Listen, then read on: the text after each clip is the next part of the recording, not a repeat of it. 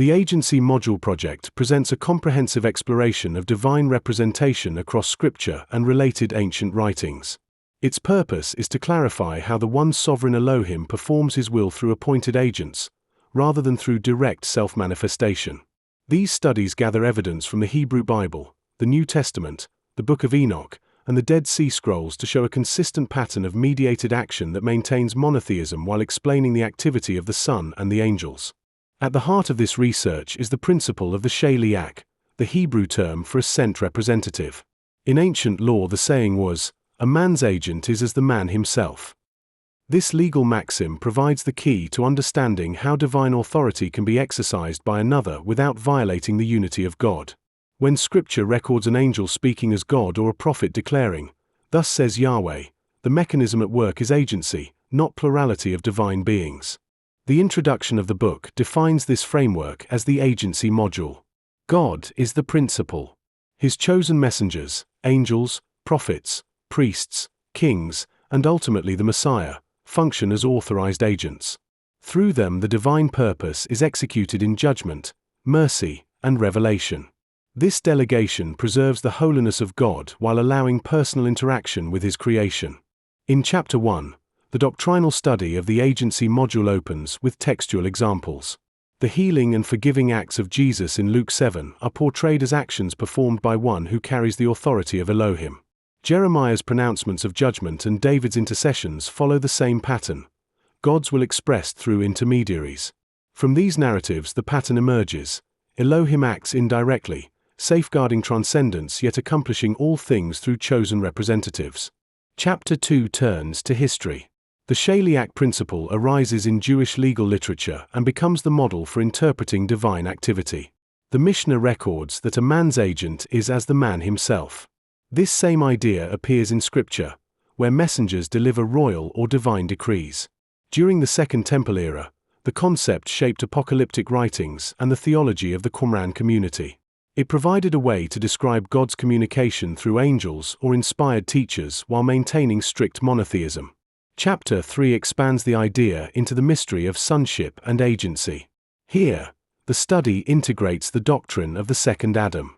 The Son of Man is presented as the supreme Shaliach, the perfect representative of the Father, qualified by his heavenly origin and sinless obedience.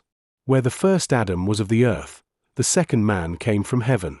He was not born of Adamic corruption but created directly by divine act through the overshadowing Spirit. This makes his blood incorruptible and his commission unique.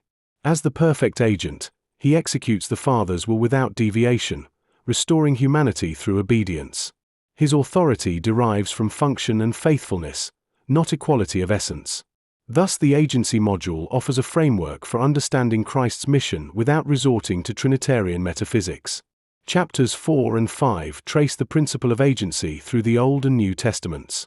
In the Old Testament, the angel of Yahweh speaks as God yet is distinct from him. Prophets act as sent ones, priests mediate atonement, and kings rule as divine viceregents. Each role manifests delegated power. In the New Testament, Jesus identifies himself as one sent from the Father. He says, "I can do nothing of myself." His apostles extend this chain of representation, becoming secondary agents of the same divine mission. The word apostolos in Greek is the precise counterpart of Shaliach in Hebrew.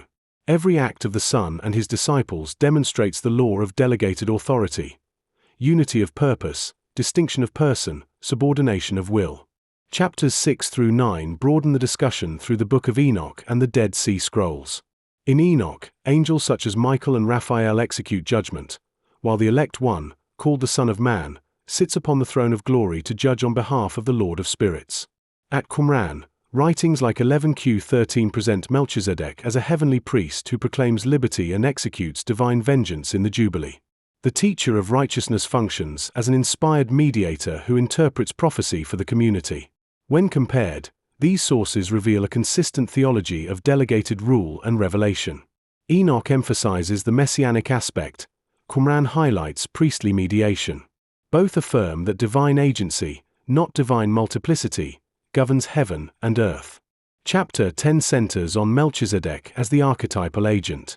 He appears suddenly in Genesis 14 as priest of the Most High, blessing Abram and receiving tithes. Psalm 110 declares, "You are a priest forever after the order of Melchizedek." The letter to the Hebrews interprets him as a type of the eternal priesthood of Christ. Qumran's 11q13 expands this figure into an eschatological deliverer who brings atonement and judgment. In every appearance, Melchizedek represents God's authority without usurping it. He mediates blessing and executes justice as the faithful agent of the Most High. Chapter 11 draws the synthesis. Across all ages, the divine order remains one of representation. From angels to prophets, from Melchizedek to the Messiah, the same pattern unfolds, the will of the Father carried out through appointed agents. This structure not only harmonizes Scripture but also preserves the integrity of monotheism. It provides a theological alternative to later doctrines that divided the Godhead into co-equal persons. In the agency module, the Father is supreme, the Son is his representative, the Spirit is the empowering presence through which the agency operates. Chapter 12 introduces a new dimension, the Urim and Thummim as a mechanism of divine agency. In the priestly garments described in Exodus 28, these oracular objects were placed in the breastplate of judgment. Through them the high priest inquired of God on behalf of the nation. Their presence signified that divine guidance was given through mediation rather than direct speech. The Urim and Thummim thus become symbols of the same principle, light and perfection transmitted through an appointed vessel. Later tradition describes their disappearance after the exile, marking a transition from physical oracle to prophetic and textual revelation. Yet their potential restoration in a prophetic future would signify a return to visible, oracular agency, completing the cycle of divine communication. The appendices reinforce the doctrinal base. Appendix A defines core terminology, agency module, shaliach, and divine representation, emphasizing function over essence. Appendix B studies Melchizedek's identity as a type of Christ. Appendix C offers the historical and scriptural argument that divine agency, not the Trinity, explains the relationship between Father and Son. Appendix D analyzes textual coherence, showing that throughout Scripture God acts through intermediaries. Appendix E extends this proof through randomly selected verses, revealing non-random consistency in the agency pattern. Appendix F compares functional delegation with derivational Christology, concluding that representation maintains unity without collapsing distinctions. Finally, Appendix G reproduces the second Adam, the earlier study that grounds Christ's sinless humanity in heavenly origin rather than Adamic descent.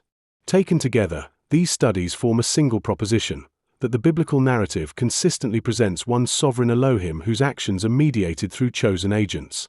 The agency module reconciles passages that appear to depict multiple divine figures by explaining their unity of purpose and hierarchy of authority.